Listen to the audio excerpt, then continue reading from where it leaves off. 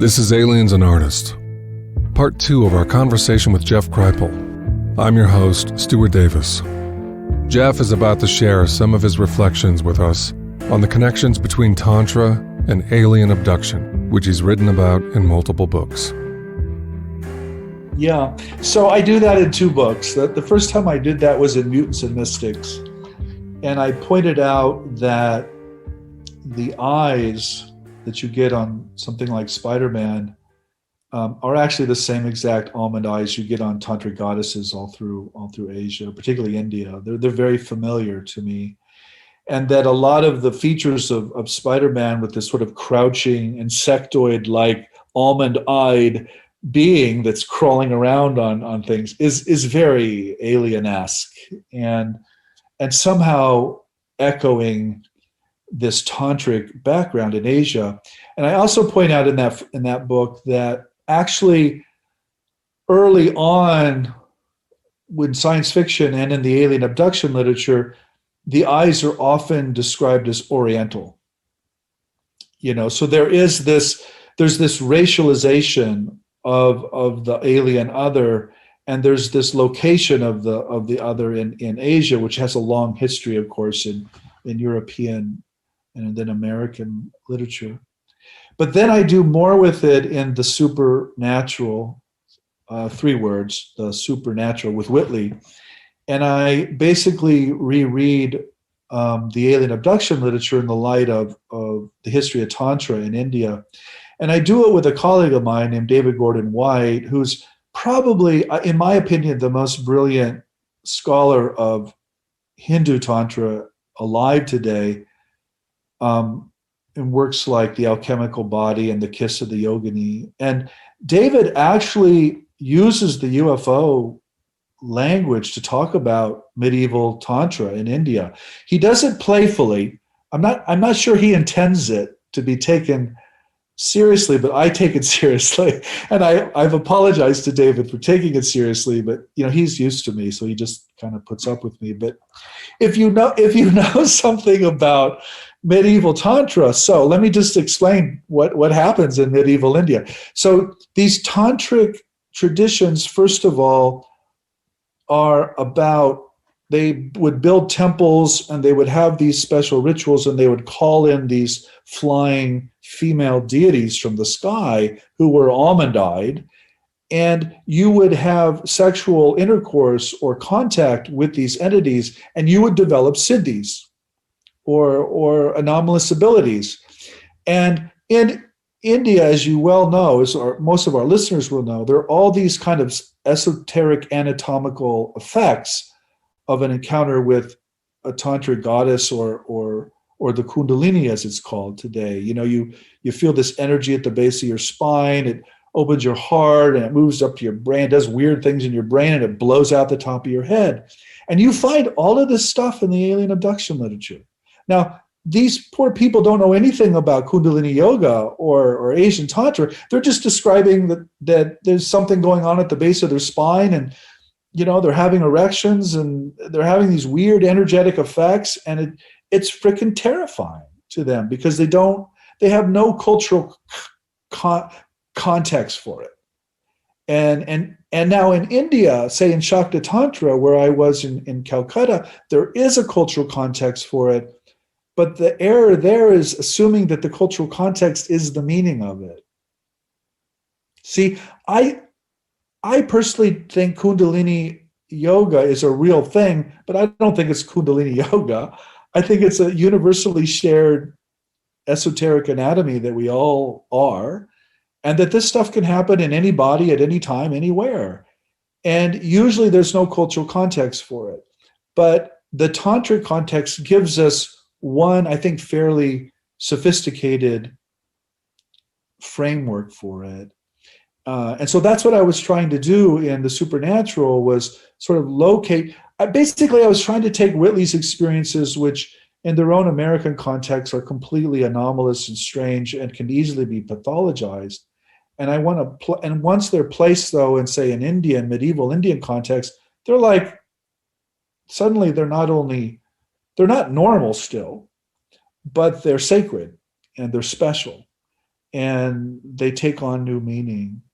And the other connection, which I didn't really discuss in the supernatural, because Whitley is not in this zone, but there is a psychoactive or psychedelic component to Tantra in India as well. If you lived in India, you know a lot of the holy men smoke things a lot and drink things. And there's a strong psychoactive or psychedelic component to a lot of that imagery and a lot of those experiences. And of course, you get this today as well in the abduction literature. It's often, not always, but it's often generated in psychedelic or psychoactive contexts. So I just think I think it's the same stuff happening in different centuries and different cultures, and that we just have to be really sensitive about the frameworks we're operating in when we talk about it. We're a good ways into the forest here, so let's discuss one knotted and dire aspect of contact, which is childhood trauma as a pattern in experiencers. Why do we so broadly observe trauma as a formative component in experiencers' lives? Are these entities magnetized to traumatize people, or are people traumatized because of the entities, or a mix of the two? Is trauma synergistic with contact somehow? What is there to be said on this issue? So that's one of the things, Stuart, that got me into so much trouble with Kali's Child, is I insisted that there was a sexual traumatic component to Ramakrishna's later ecstasies and visions.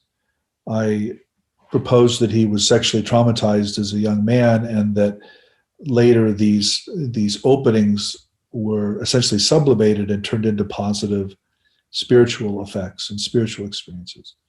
And I was not reducing the spiritual visions to the earlier sexual trauma. That was not my argument at all. My argument was that the sexual trauma essentially splits open a human being, and that in some and only some cases, that human being later learns to use those dissociative techniques for spiritual ends, positive cultural ends. So that idea has been with me from the very first book in the early 90s, and that's what I suffered most for in all of those harassment and censorship campaigns. So, I'm pretty firm about that. So when I sit down now with an experiencer, let's talk about experiencers, and I sit down with a lot of them. When I sit down with an experiencer, I'm always waiting to hear, I'm waiting to hear two things, and I know a third thing's always going to happen. The first thing I'm always waiting to hear is the sexual component, which is almost always there, not always. And the second thing is the traumatic component, which may be connected to the sexual component, but may not be. The third thing that almost always happens is I know the first story they tell me is not the real story. I know that it's weirder than what you just said. And, when you tell me your second or third story, that's not it either. It just gets weirder and weirder and weirder. And in my younger naive days, I assumed, as the great intellect we all are, that we would eventually arrive at some kind of rational understanding of these stories. That's bullshit. That is never going to happen. The more you realize what happened, the less you're going to understand it. It's just going to get weirder and weirder. And so once I accepted that, I don't look for explanation anymore. I just look for more detail. But I do look for sexuality, and I do look for trauma. And I'll give you a perfect example of this. And Elizabeth would not mind me telling you this at all, because she wrote about it in her book. I wrote a book with a near-death experiencer named Elizabeth Crone called Changed in a Flash. And I remember the first time I heard Elizabeth's story, I was just like, oh my God. That is a great story. She was struck by lightning in the parking lot of her synagogue in 1988 and had this wild near-death experience, and then became massively precognitive in her dream life. That's the story in a nutshell. But when we started to sit down to write this book together, I was just thinking in my head, okay, when is she going to tell me about the sexual trauma? And sure enough, the second time we sat down, not the first time, but the second, I would have expected it much later, Elizabeth says to me something like, well, I have something to tell you. And she goes into this really horrific story about being sexually raped for 6 years, from the age of 6 to the age of 12, by her neighborhood babysitter. And this young man later grew up to become a criminal and was imprisoned and all sorts of things. So it's a really, in many ways, it's an awful story. But it was Elizabeth who linked the early sexual trauma to her ability to dissociate when the lightning hit her. And she herself said to me, I think these two events are somehow related. And so I then talked to her about my views on sexual trauma and spiritual experience, and about how the one can open a person up to the other. Although, of course, Stuart, most trauma is just fucking awful, and it doesn't result in anything other than suffering. I don't want to glorify trauma here, but in cases like Elizabeth's or Ramakrishna's, or 1,000 other cases, somehow the person does redeem it and comes out of it later gifted, essentially. And so this argument of mine, I'm not being Freudian here. I'm not reducing the near-death experience or the precognitive dreaming to Elizabeth's early sexual rapes as a little girl. I'm saying that one is connected to the other in some kind of psycho-spiritual way. And that's her argument as well, by the way. I'm not projecting that on Elizabeth. And when I talked to Whitley about this, he was like, absolutely, and he believes he was traumatized as a young boy at a military base in San Antonio. He believes he was used as experiments in a kind of Skinnerian military project, and that this collapsed his immunological system. He was hospitalized for weeks, and he believes that initial physical and emotional trauma made possible the later contacts with these entities. And I think he's right. And I think Elizabeth is right. And so I do think there is a connection between these two things, but I don't think it's always there. There are a lot of ways to be traumatized, and there are a lot of ways to be opened up. And for reasons we don't understand, some people don't need any of those traumas. They just open up. Which is what I was about to ask next. How do we grow into a place collectively in which trauma is no longer an ingredient in these openings, flips, or evolutionary bursts? Can we attain that? Yeah, we can do that. I think that's what all of these meditative traditions are about, or essentially ways to shut down, the left hemisphere or the rational ego, and to open ourselves up to these other dimensions of mind and our own humanity. I think that's what Zen Buddhism's all about. So clearly those cultures developed ways to do that. But partly this is just a function of my own interest in spontaneous, extreme religious experiences. I attract people who have had spontaneous, extreme religious experience. I don't work with Zen meditators, Stuart. I don't, I'm not hanging out in Japan at and reading. I'm not practicing Zen. So in this culture at this time, people who have extraordinary religious experiences, they're almost always spontaneous in this sense, and they're often related to earlier trauma, but again, not always. I'm not making a one-to-one argument here. I'm just saying that's clearly happening.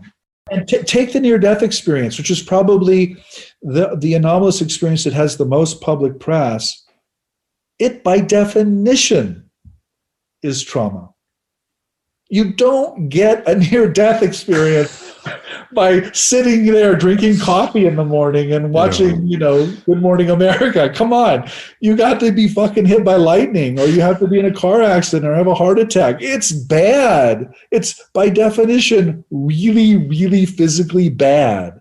So what are we denying here?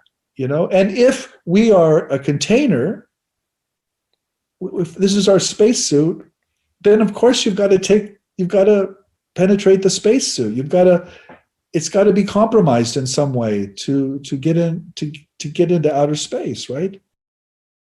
For me, there's a quality or a feeling which runs through all of your work, and it's regarding the presence of the anomalous, the mysterious, the strange, which is to say, the strange was here before us, it's here with us now, and it will be here after we're gone. We live in its world, it does not live in ours. Have we lost our sense of place in that strangeness? Is it retro-romantic to imagine a previous time where our intimacy with enchantment was orders of magnitude greater? Where do you feel we are in this respect? Yeah, no, that's a great question. So there's a wonderful philosopher who you may not want to read because he only writes really big books, but his name's Charles Taylor, and he wrote these two big books called Sources of the Self and In a Secular Age. And essentially his argument, if I could put it in a sentence, is that if you go back 500 years or 600 years, the Western subject was very porous. And they were having all these experiences and these demons and ghosts and gods and saints, and the world was this magical, enchanted place. And over the course of the last 500 years, that Western subjectivity has become harder and harder and less porous. And now we have the modern self, which doesn't experience any of those things and thinks they're all nonsense and is kind of depressed. I mean, that's more Jeff than Charles, but so we've built the spacesuit really, really well. But as a result, we're in a spacesuit and we can't touch anything anymore. We're essentially, so yes, I think previous cultures were more porous and more open to these. That doesn't mean I think we should go back to that though, Stuart. The way I would put it is there's no free lunch. And by that I mean every cultural period and every culture focuses on particular human capacities, and by virtue of that, pushes to the side all these other human capacities. And for the last 500 years in the West, at least, we've focused on the material world. We've focused on science and technology and a particular kind of bandwidth. And we've done it really, really well, created a lot of problems in the process, but we've shut out all these other capacities. Other cultures have these other capacities online, but they do not have the technological capacity that we have. They have a different bandwidth. They focused on different things. So I don't think one answer is right and the other's wrong. I just think they're different. And we have to come out of our own cultural history and we have to move forward into some other balancing of these capacities. But I don't think we can move back. I don't believe in a golden age.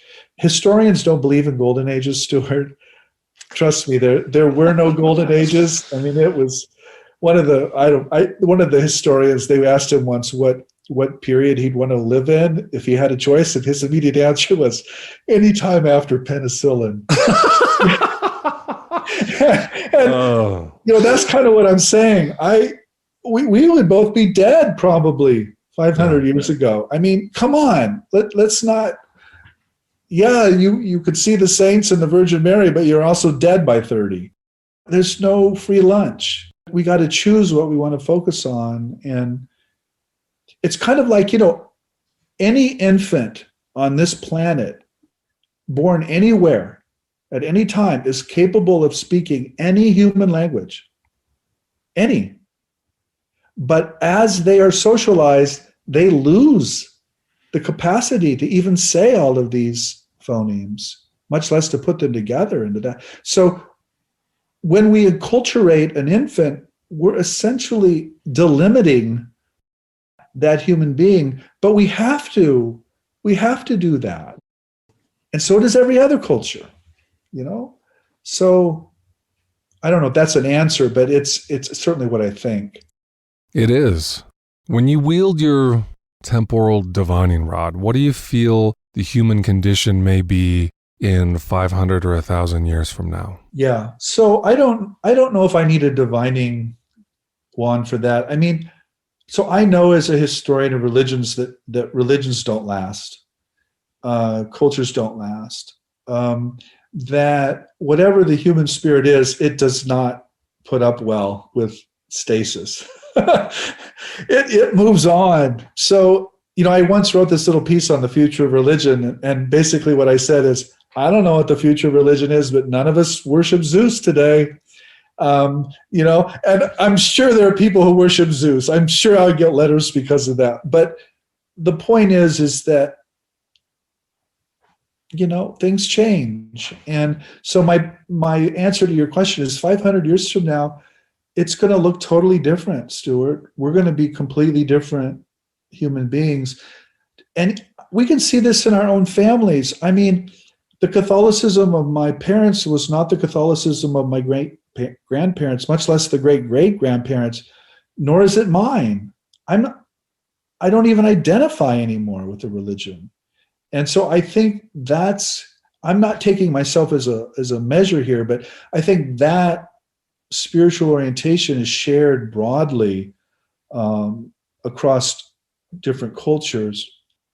And I think human communication has just kind of taken us over the Rubicon, as it were. It's just not possible anymore to imagine that one religion or one culture is somehow absolutely true and the rest aren't. That's just not plausible anymore. Okay, I want to read a paragraph from your book, Secret Body.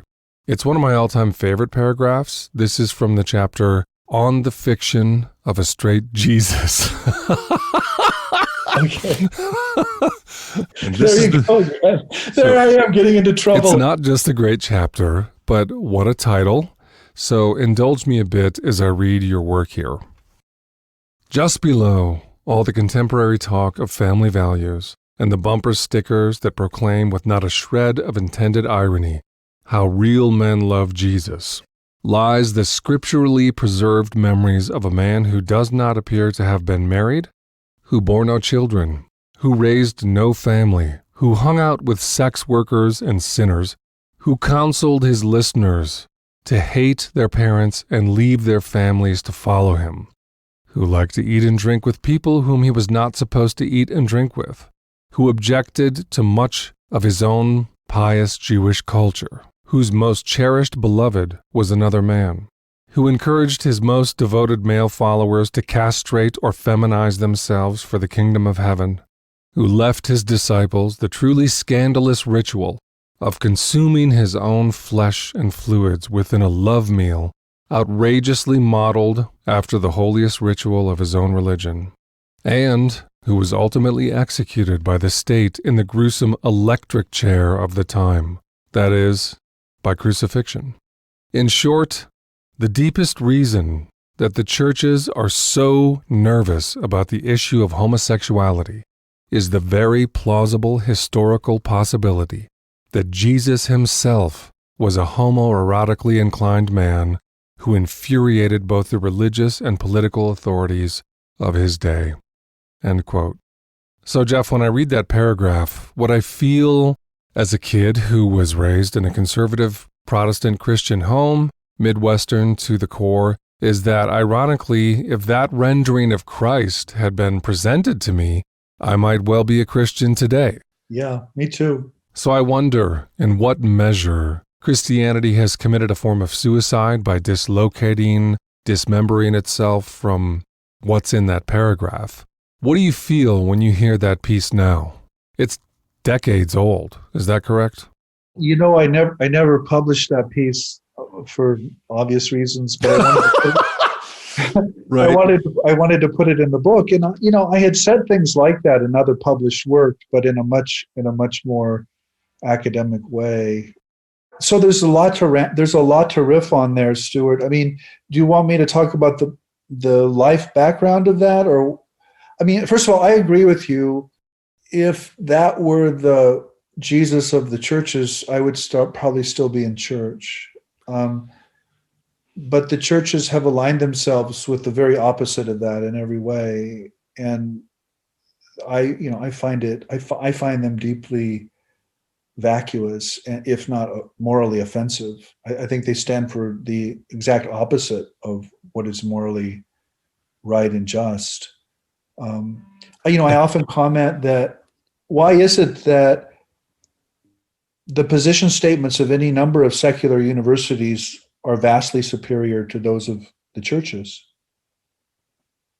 I mean, I find that really shocking. I thought religion was supposed to be the moral beacon, but instead it's become, this conservative kind of anti-justice position.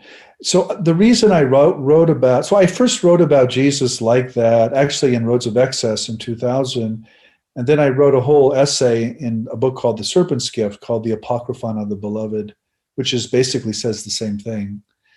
And I then wrote that essay actually for a Presbyterian seminary in Austin years later, and then put it in that book. I happen to think it's true. I wouldn't write it if I didn't. Nothing I said in that paragraph is outside of contemporary biblical criticism. I mean, you can find massive support of any one of those statements taken alone in the scholarship, but putting them together like that is probably not normal. But it seems obvious to me. And it also is rooted in my experience in a Catholic seminary, which was basically a gay community. And as a straight man, I just didn't fit in. And I didn't have a judgment. That wasn't a judgment. It was a loss. It's an exile. And I felt sad about it. But I also found the Roman Catholic Church in this case to be profoundly hypocritical. You have this anti-homosexuality line through people like Joseph Ratzinger going on in the 80s, and the church itself is one of the gayest institutions on the planet. And I say that again with admiration, not condemnation, but not admiration for the hypocrisy and the denial. And that's really why I left the church to go back to religion, was because of the homosexual issue. I couldn't bear the hypocrisy, and I still can't. And that's before we get to the misogyny, which is related actually to this, I think. Gay men, for all their virtues, don't need women and don't love women. So that might sound like a scandalous thing to say, but I think that's related to the misogyny of the church as well. So I don't know what else do you, I mean, I'm happy to talk about. I mean, That's all my early work. I mean, that book you read from, the subtitle is Erotic and Esoteric Dimensions of the History of Religions. The first whole half of my career, I talked about nothing but sex. That's all I talked about, and I just got tired of that. I was like, okay, I said enough. And I actually feel like I figured out the answers to my questions. So I went on to something less charged, like the paranormal, So yeah, but I'm happy to talk more about that. I don't mean to be dismissive of it. No, not at all. I would like to riff a bit more on that, actually, because I don't really see you, or me for that matter, as having left the church. I see the church having left the Christ you described. I see you and I as having attempted to return to that origin Christ. Do you feel that original church is alive, or has it been successfully eradicated? Where does it live? No. So my tradition is the Roman Catholic tradition, and it's still very much alive. It's had some horrendous moments that boggle my own mind, but it's filled with truly thoughtful, caring, and very smart human beings, many of whom I know and have interacted with over the years, and whom I frankly love. And I mean monks, I mean priests, I mean nuns, I mean lay people, I mean the whole shebang. So I don't condemn those people.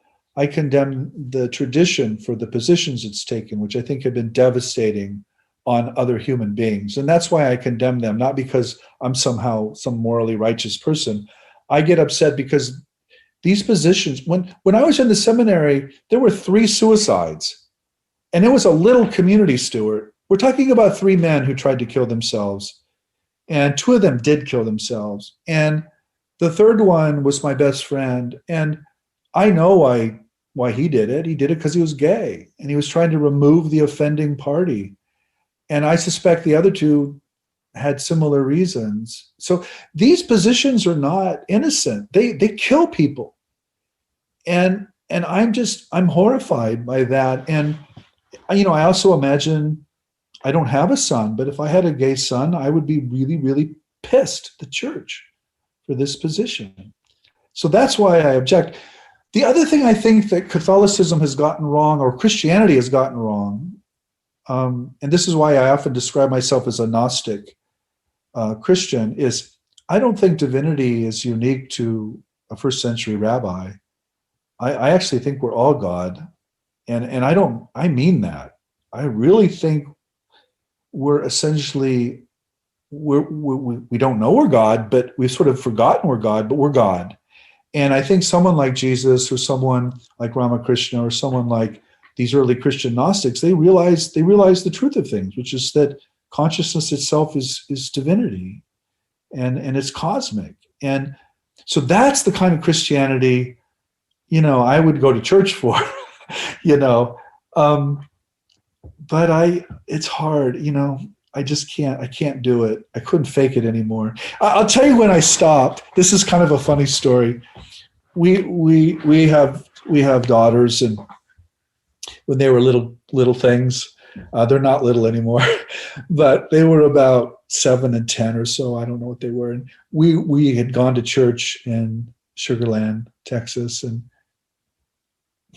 we had this priest who was kind of a jerk. He wasn't very smart either, and the sermon was all about how bad and evil biblical scholarship is, and why good Catholics shouldn't listen to what the scholars are saying. And on the way home, we were driving our classic minivan, down the road, and our 10-year-old popped up in the back, and she said, "Dad, that sermon today, that was about you, wasn't it?"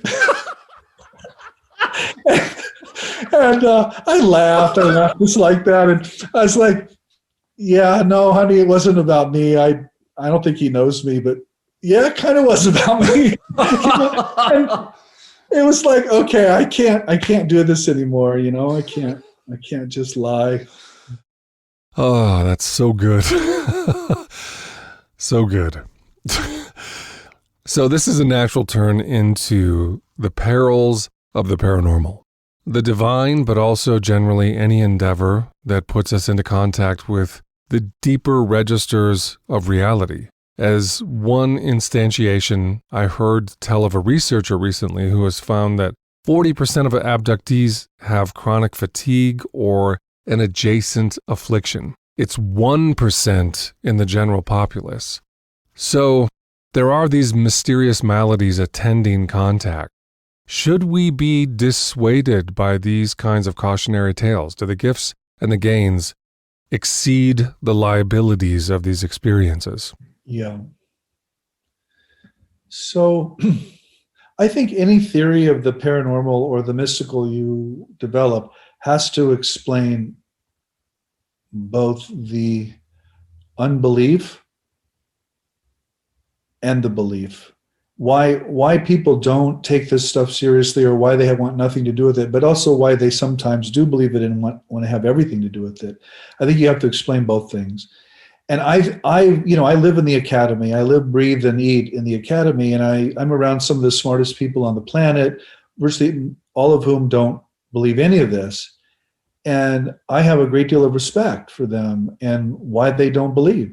And to put it simply, I don't think they believe because they haven't had the experiences, and they're too solid. Their spacesuits on too tight. But God bless them. You can live a happy human life like that. And I'm not so sure I want my own children to have faulty spacesuits. But here's the thing, Stuart. Life traumatizes us. I hate to tell you this, but we're both going to die. In fact, everybody on the planet is going to die. And so life itself is traumatic, and traumatic stuff happens to people all the time. And during some of those openings of the spacesuit, they have profound spiritual experiences, and they need to work with them and deal with them, not because they have to, but because these are very positive outcomes that are working towards some end that we don't quite understand. I really believe that. But yeah, I would never ever encourage someone to pursue these things regardless. And I never want to romanticize or idealize the sacred as just some positive force in society. I don't think it is. I think we're wrestling with ourselves here, and we're kind of in a magical war. And, but I don't mean physical violence. I mean, we're really struggling with ideas here, and we're really determining what the experiences of our descendants will be by who wins these cultural wars, essentially. I really believe that. I think you and I and everyone listening, everything we think and feel is really a product of our ancestors and what they thought and said and what they debated and who won and who lost. I love that you brought up ancestors. Let's talk about ancestors. I started working more directly with my ancestors, guides, and allies a few years ago, and after 20-some years of Zen practice, I finally began addressing my ancestors, and as soon as I did, a flood of reorientation arrived in my life, a palpable sense my life is only possible because of unspeakable shit my ancestors went through. What is our status in regards to genealogical amnesia? For most of human existence, ancestors were a central daily presence, and we've siphoned away our deep story, arguably, into our devices, diversions. Are we going to recover that deep memory? Are we over the precipice on that? I don't know. I don't know, Stuart. I mean, that again goes back to my Catholicism. I mean, the ancestors were big. Those were the communion of the saints, and those were the people you prayed for every day at Mass, and you had Masses said for them and all kinds of things. I mean, those were a big deal. I don't know. I guess I want to say something else about the ancestors. Of course, I think we are the ancestors. If you really got enough beer in me or a couple glasses of whiskey and asked me what I really think reincarnation is a way better explanation than this one life nonsense we talk about. And so I don't actually believe in dead people. I mean, I think we're the dead, and so we're kind of carrying on our previous lives in this life. So I don't want to romanticize our ancestors. I just think they were fundamentally wrong about all sorts of things, and I know we're fundamentally wrong about all sorts of things that our descendants will look back on and say, "What the fuck were they thinking about?" Right? I mean, they're like, "These people were crazy. These people were crazy," and they'll be right, you know. And so, I mean, God bless death. You know, God bless the generations. I think if there's any hope of the species improving, it's, you know, as the physicist once said, science advances one funeral at a time. And, you know, there's some basic truth at that. So I love my ancestors, but I don't want to believe what they believe. And I hope our descendants don't believe what we believe, and I hope they're better off than we are. And I think we're in this process, you know. And that's kind of how I live my life, Stuart. I mean, when I write books, and that's kind of what I do, really. At the end of the day, if you ask me, what do you do? I'm like, I'm a writer. Who are you writing for? I would say, my future self. I imagine this person 2 or 3 generations down the line picking up one of these books and saying, geez, that's really good. Yeah. You know, what is that? What did he mean by that? And how can I do that now? And she will do it differently. Yeah. You know, and so that conversation, that kind of multi-generational, this is why I love higher education, that kind of multi-generational, conversation is where I would put the hope. And, you know, the other question you had, which you haven't asked yet, is how do we flip the whole culture the answer, my answer to that is you can only do that through education.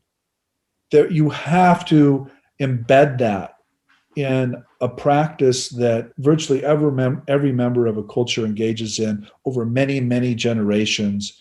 And the flip will happen gradually. It'll happen suddenly for individuals here or there, but as a culture, it's got to be this gradual process. There's this fascinating aspect to the flip. Whenever the flip occurs, the person experiences it from their present developmental stage or station. Elizabeth as a case in point. If you were to deliver to a 5-year-old child that bolt of lightning and give him a near-death experience, arguably, it will not be the same transformational event as hitting a 50-year-old woman with the same experience. She was mature, developed enough to radically transform. People do evolve and transform, but it's mysterious. How? When? Why? We all want to know that magic recipe. So I guess in a way, at this mature stage of your work and offering to the world, I'm wondering if you know the recipe to the secret sauce. Is there a reliable formula of method or practices? Well, so in terms of practices, which is what I hear you asking about, the two things that I always talk about, I do get asked that question a lot, is how do we do this? And the answer is always community, sharing experiences in a community and supporting one another, which might sound trite, but is actually really hard to do, particularly for when the experiences are anomalous and they don't fit in. That's the whole problem with them. They don't fit in. But also, this is going to sound really old-fashioned, Stuart. But I got asked this a lot at Esalen. I don't know if you've been to Esalen, but it's this real hip kind of new age yoga, community. And the question is always, what's your practice? And what they mean by that is, well, are you doing Zen meditation or are you doing Kundalini yoga or what? And I always upset them so much. I would always say, oh, that's easy. My practice is reading. And they looked at me like I was a nutcase, But if you've read Authors of the Impossible, I'm totally serious. I think states of consciousness and different states of humanity are encoded in special texts that special authors write, and that those books encode that mind and that body and can be picked up way down the temporal road in some really weird way. Special books are magical objects. And my own feeling is that as a culture, we haven't lost that yet, but we're beginning to lose that. And to the extent we go entirely online or go digital, I just think it'll be a disaster. Because I think there's something about profound reading that carries these states and that carries culture. So those are my two answers. They might sound old-fashioned, but I think maybe that's why they work. Our ancestors found them useful over thousands of years. You've shared at various times and places on your eating disorder as a formative component in your early spiritual unfolding. Do you feel that experience led you to a form of discernment? It's understandable as a strategy to suppose that not eating would facilitate transcending the body. But having tested that and lived through it, do you feel it sharpened your differentiation regarding dissociation as distinct from transcending? There's a lot of misplaced romance around pathology as a path. Whether it's self-flagellation, perceiving the body as the enemy. Did all that give you key discernment skills later on in life? Yes, it did. Two things to say, Stuart. So the OCD or the anorexia. So for those viewers or listeners who don't know, from about 1977 or 78 to about 1983, I was deeply, deeply anorexic. And we did not have a word yet, by the way. Karen Carpenter died, I want to say in 84, somewhere in there. And Karen's was the first public case of anorexia, and it was associated entirely with young women. And so a young man doing this in the late 70s, there was just no context. It was just crazy. It didn't make any sense. And it was linked in my case to a kind of genetic OCD, obsessive compulsive disorder, that manifested morally in something that my Catholic tradition calls scrupulosity. And essentially, scrupulosity is the condition in which you feel guilty for pretty much everything. You just make shit up. You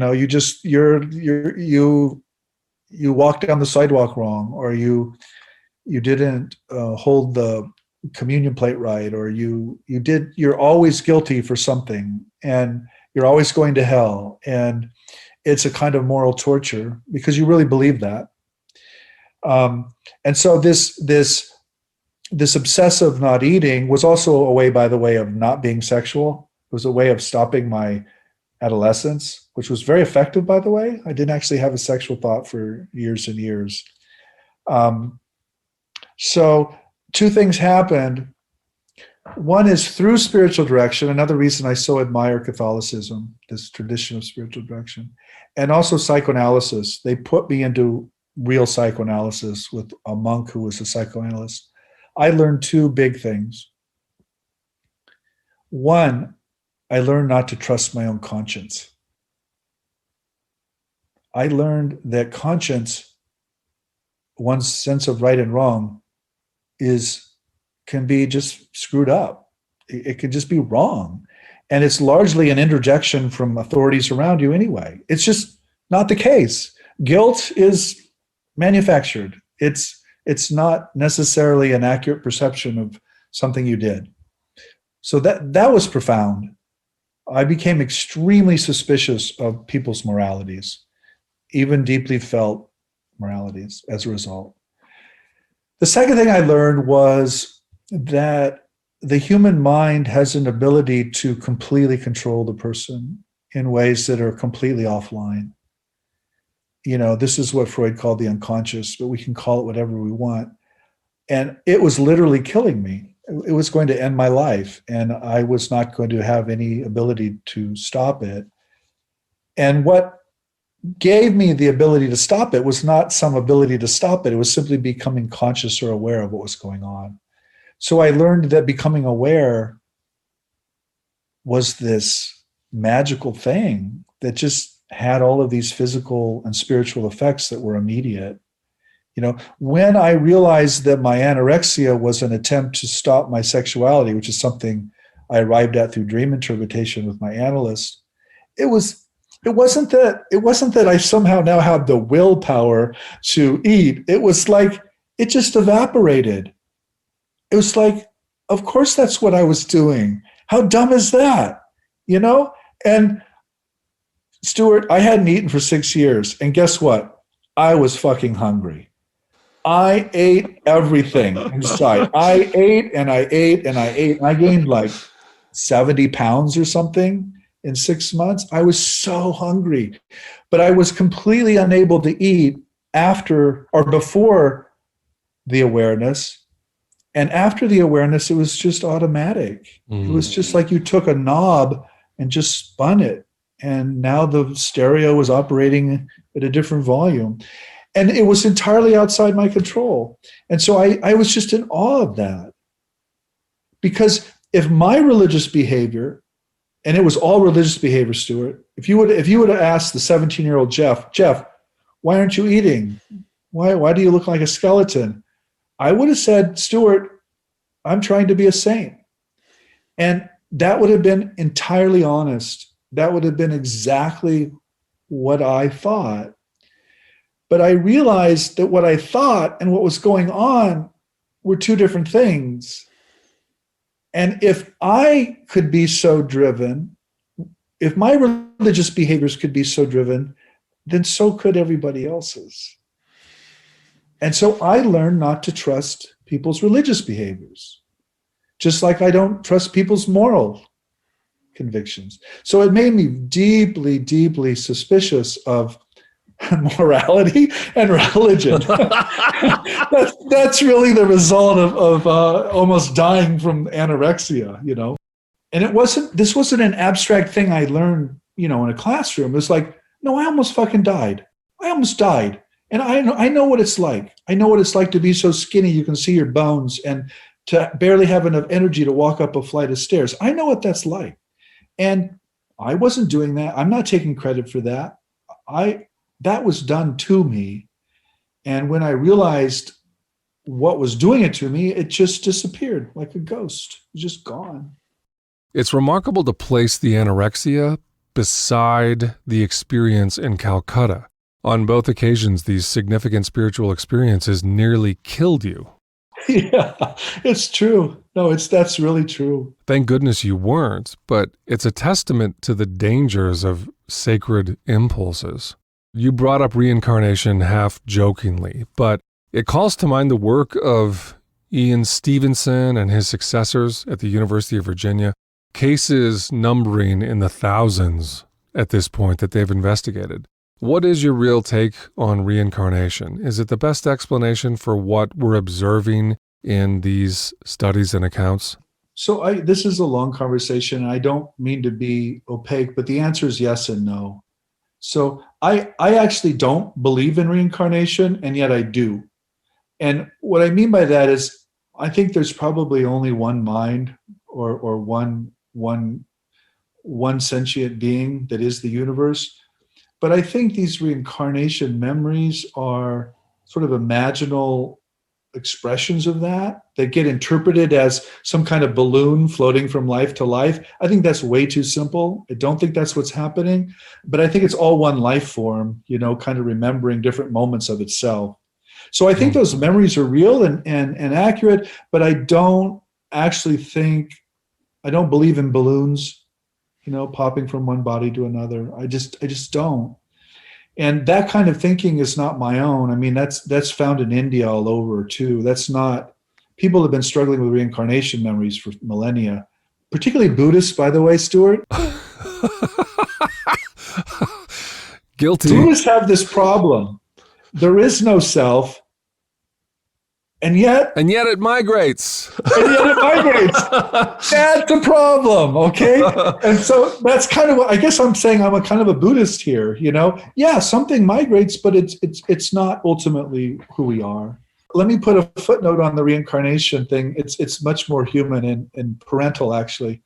So before we had children, I believed sincerely that human beings were blank slates upon which we wrote things, and that being a parent was about forming a personality. After 2 children, that's nonsense. That is as far from the truth as those people pop out of the woman as distinct personalities. Yeah. They're distinct personalities in the woman. And being a parent isn't about shaping a personality. It's about getting out of the way. Right? That's what, I mean, you know this as well as I do. You can really mess a kid up, but you actually can't change the kid, you know? And this is why what I joke about is like, well, before kids, after kids, I think I do believe in reincarnation because they're their own thing and they're not the same. Our 2 kids are like, they're from different planets. So that to me, I can see why so many cultures were like, yeah, it's about reincarnation. I'm like, yeah, that makes a lot of sense. Yeah. So for me, it's good enough. I guess that's where I would end. It's a good enough belief. There is no self, and yet it migrates. For more on Jeff Kripal, check the show notes. The book Dark Files by Michael Schratt stands out in the realm of aliens and artists, placing tremendous emphasis on artistic depictions of little-known or forgotten encounters. The tome is figured with a multitude of brilliant digital artwork by Tom Bogan, whom Schratt commissioned. In fact, the book's byline is A Pictorial History of Lost, Forgotten, and Obscure UFO Encounters. It does not disappoint. Among the numerous cases is a vividly depicted account of the aircraft carrier USS Franklin D. Roosevelt, which had a shocking encounter with a cigar-shaped craft in 1958 at Guantanamo Bay, Cuba. Chester Grusinski was a crewman on that ship during the event. He and some other 25 witnesses observed a cigar-shaped craft hovering about 100 feet over their ship.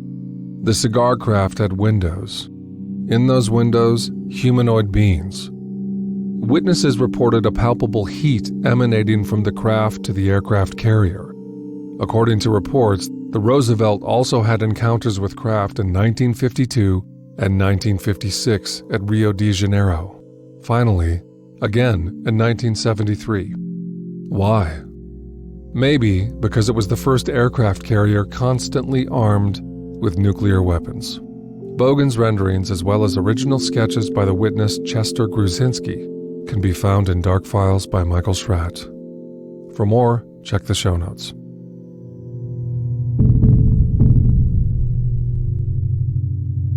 Aliens and Artists is brought to you by the Liminal Muse, offering one-on-one work with me, Stuart Davis.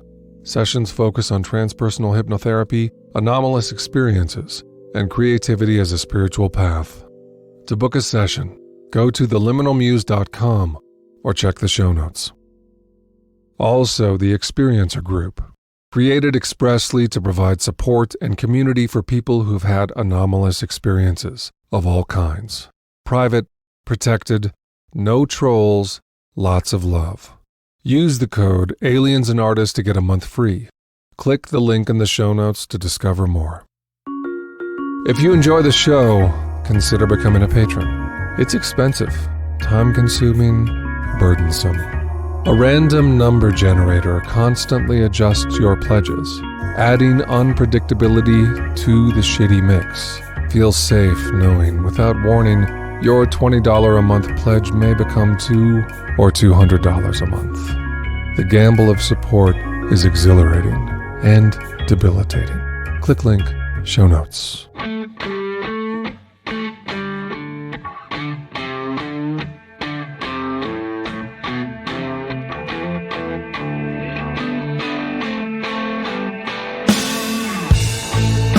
Sky forgets to breathe. Dirt begins to cleave. Moonlight soaks the sea. Dawn of our disease. Chill